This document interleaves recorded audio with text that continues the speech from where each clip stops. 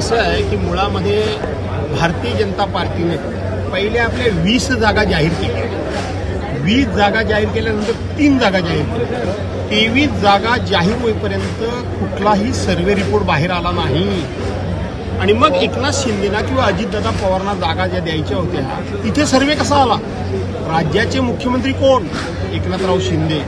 त्यांच्या जागांचा सर्वे करणारा भाजपा कोण?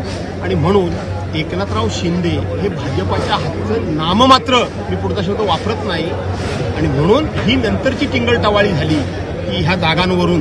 त्याचं कारण एकनाथ शिंदे आणि अजितदादांना भारतीय जनता पार्टी कवडीचं महत्त्व देत नाही।